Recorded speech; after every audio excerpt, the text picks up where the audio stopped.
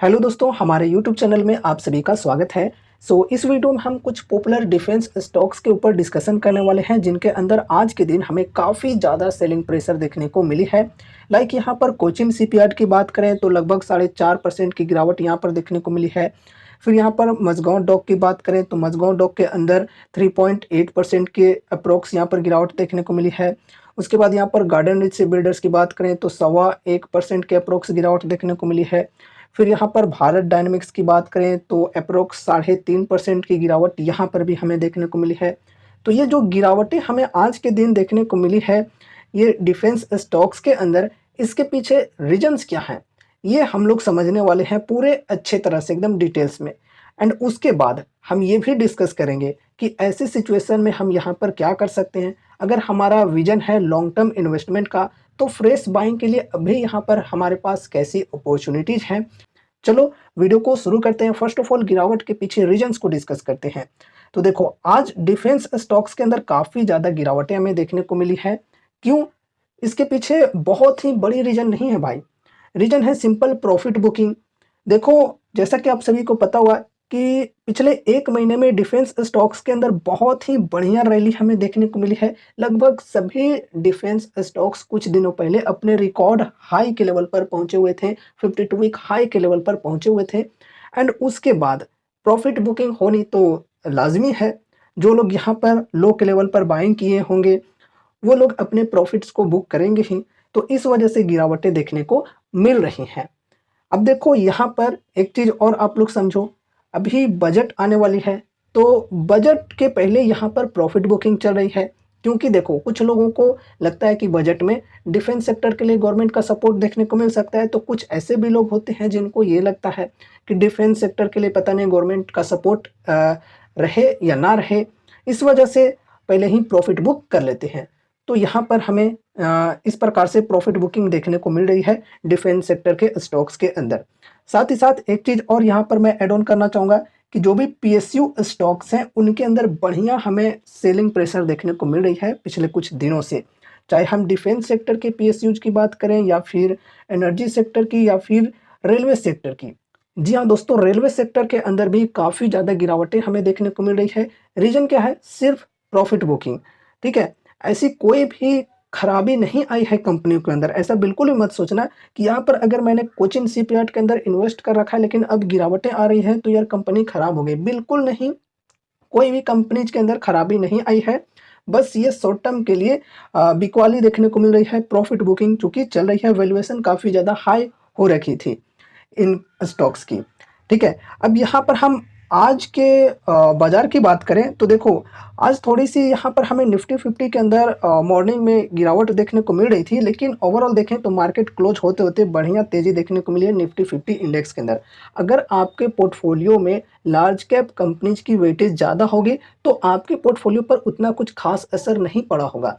लेकिन अगर आपके पोर्टफोलियो में mid cap and small cap के स्टॉक्स ज़्यादा हैं, वेटेज ज़्यादा है mid cap and small caps के अंदर, तो आपके पोर्टफोलियो के अंदर काफ़ी ज़्यादा गिरावटें देखने को मिली होंगी। यहाँ पर देखो, अगर हम Nifty mid cap 50 and mid cap 100 की बात करें तो देखो -0.63% से गिरी है मिड कैप 50। फिर मिड कैप 100 की बात करें तो -0.96% से।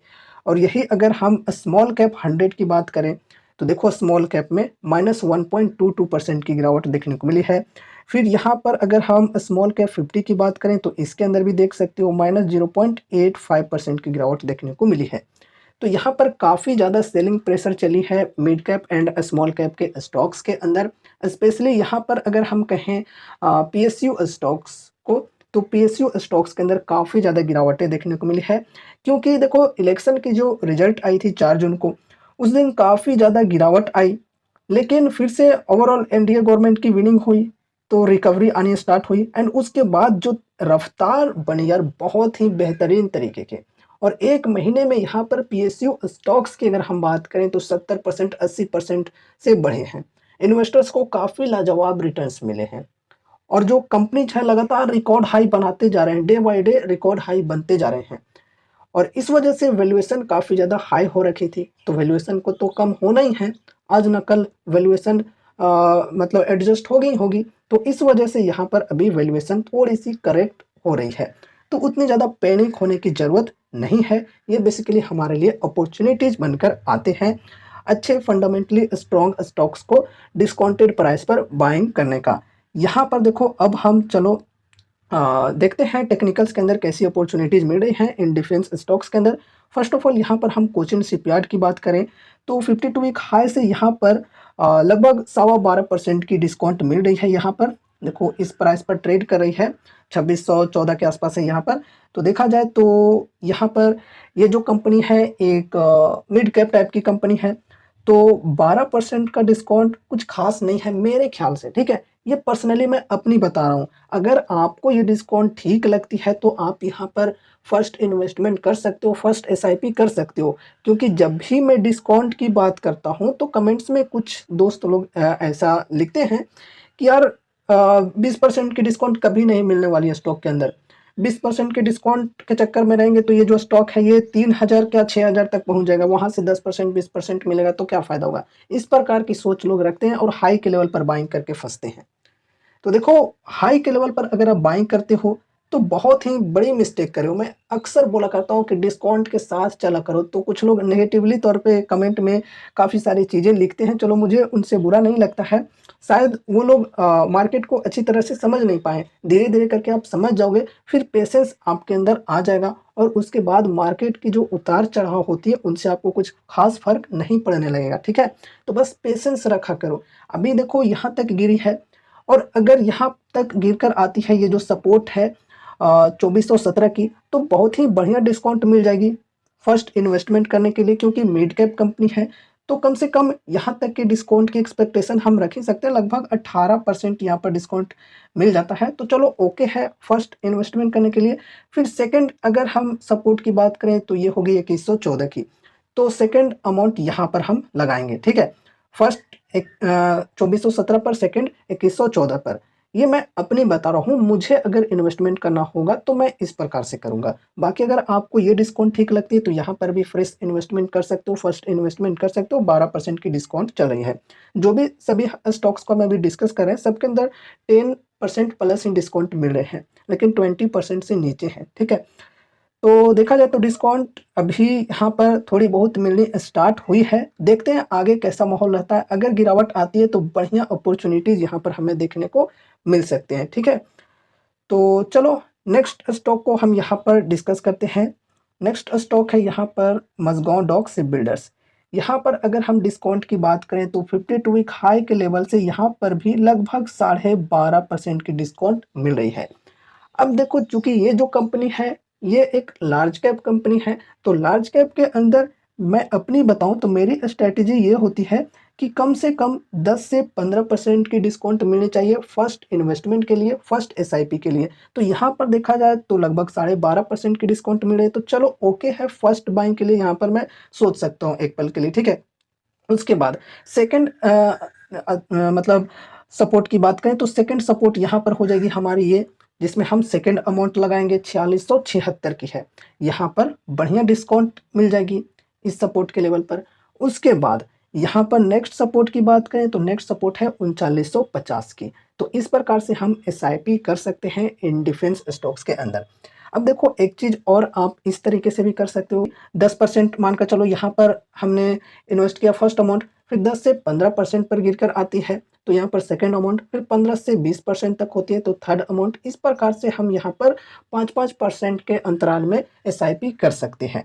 या फिर अगर कोई स्मॉल कैप टाइप की कंपनी है या फिर मिड कैप टाइप की कंपनी है तो 10-10% के अंतराल में यहाँ पर हम एसआईपी कर सकते हैं। अगर आप सपोर्ट एंड रेजिस्टेंस के लेवल्स के चक्कर में उतने ज़्यादा नहीं पड़ना चाहते हो तो। बाकी यहाँ पर अगर मैं पर्सनली अपनी बताऊँ तो मेरी स्ट्रेटेजी ये होती है कि देखो अगर यहाँ पर मैंने 10% की डिस्काउंट पर फर्स्ट अमाउंट लगा दिया और उसके बाद अगर गिरावट जारी रही और 5% तक गिर गई, लेकिन नेक्स्ट सपोर्ट मुझे 10% को देखने को मिल रहा है और चांसेज हैं कि नेक्स्ट सपोर्ट तक प्राइस चली जाए, तो मैं 5% वाली डिस्काउंट पर इंटरेस्टेड नहीं रहूँगा। क्योंकि मुझे पूरा चांसेज लग रहे हैं कि जो स्टॉक है वो गिरकर 10% के सपोर्ट तक आ सकती है, तो फिर मैं 5% के साथ नहीं 10% वाली जो डिस्काउंट मिल रही है उसके साथ चलना चाहूँगा। फिर से समझो, अगर देखो यहाँ पर 10% की डिस्काउंट मुझे मिल रही है और यहाँ पर मैंने फर्स्ट अमाउंट लगाया, ठीक है। अब मेरी स्ट्रैटेजी ये है कि 5% की फिर से डिस्काउंट मिलेगी तो सेकंड अमाउंट लगाऊँगा। लेकिन यहाँ पर 5% की डिस्काउंट पर कुछ खास सपोर्ट के लेवल्स नहीं है। 10% पर अच्छी सपोर्ट हमें मिल रही है, ये लेवल जैसे एग्ज़ाम्पल के लिए मानकर चलो, और यहाँ तक आने के चांसेस प्राइस को काफ़ी ज़्यादा है, तो मैं 5% को छोड़कर इस सपोर्ट पर इन्वेस्ट करना पसंद करूँगा, सेकंड अमाउंट लगाना पसंद करूँगा, ठीक है? इस प्रकार से मैं चार्ट के अंदर देख-देख कर, सोच-समझ कर अपने हिसाब से इन्वेस्ट करना पसंद करता हूँ। अब देखो थर्ड स्टॉक की ओर बढ़ते हैं। थर्ड स्टॉक है हमारी जीआरएसी यानी कि garden rich builders and engineers. तो फर्स्ट ऑफ ऑल यहाँ पर हम लो की बात करते हैं। आज जो देखो कैंडल के अंदर लो लगी है ना, वो पिछले दिन के लो के पास ही लगी है, ठीक है? और यहाँ पर लो के लेवल से काफ़ी ज़्यादा बाइंग इंटरेस्ट देखने को मिला।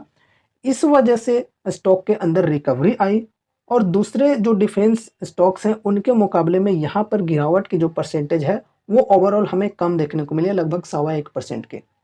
अगर यहाँ पर हम डिस्काउंट की बात करें तो लो के लेवल से -13.7% की डिस्काउंट मिल रही थी और यहाँ पर एक सपोर्ट भी है बेसिकली इसके लगभग में ही, और यहाँ से बाइंग इंटरेस्ट काफ़ी ज़्यादा देखने को मिला। लोगों ने काफ़ी ज़्यादा इस डिस्काउंट के साथ बाइंग भी किए हैं, इस वजह से स्टॉक के अंदर रिकवरी आई है। अगर आपको ये डिस्काउंट पसंद है तो आप ये डिस्काउंट के साथ चल सकते हो, वरना करंट प्राइस के हिसाब से देखें तो करंट प्राइस के हिसाब से यहाँ पर लगभग आपको 10 से 11% की डिस्काउंट मिल जाती है। तो अगर आपको ये डिस्काउंट पसंद है तो आप यहाँ पर अपनी फ्रेश बाइंग कर सकते हो, फर्स्ट एसआईपी कर सकते हो। बाकी अगर मैं अपनी बताऊँ तो अभी मैं बस वेट एंड वॉच करूँगा, क्योंकि ये जो कंपनी है एक स्मॉल कैप टाइप की कंपनी है। ये जब गिरने पे आती है ना तो 20% क्या या 40% भी इजीली गिर जाती है। इस वजह से अभी मैं बस वेट करूँगा। आगे चलकर ये 52 वीक हाई के लेवल पर ही क्यों ना पहुँच जाए, वहाँ से भी 20% की डिस्काउंट अगर मुझे मिलती है तो वो प्राइस भी मुझे ठीक लगेगी, ठीक है? वहाँ पर भी मैं बाइंग कर सकता हूँ। तो यहाँ पर अगर हम नेक्स्ट सपोर्ट की बात करें, तो नेक्स्ट सपोर्ट यहाँ पर होगी हमारी 2324 की, फिर यहाँ पर सपोर्ट होगी 2064 की। तो अगर मैं अपनी बताऊँ, अगर मुझे बाइंग करना होगा तो यहाँ पर मैं फर्स्ट इन्वेस्टमेंट करूँगा 2324 के लेवल पे, लगभग 18% की डिस्काउंट यहाँ पर मिल जाएगी। फर्स्ट इन्वेस्टमेंट के लिए ये सपोर्ट मैं चूज़ करूँगा। उसके बाद सेकंड इन्वेस्टमेंट के लिए, सेकंड एसआईपी के लिए 2064 का लेवल, ठीक है? तो इस प्रकार से मैं यहाँ पर इन्वेस्ट करूँगा। बाकी चलो नेक्स्ट स्टॉक के ऊपर डिस्कशन करते हैं जो कि हमारी लास्ट स्टॉक है। ये है बीडीएल, भारत डायनामिक्स लिमिटेड। इसके अंदर यहाँ पर अगर हम देखें तो एक पैटर्न बन रही है, झंडा पैटर्न, फ्लैग पैटर्न यहाँ पर बनते हुए देखने को मिला है। देखो, और यहाँ पर ये जो फ्लैग पैटर्न है इसका ब्रेकडाउन यहाँ पर हमें देखने को मिला है आज के दिन। अब देखो ब्रेकडाउन मिला है तो प्राइस कहाँ तक गिर कर जा सकती है?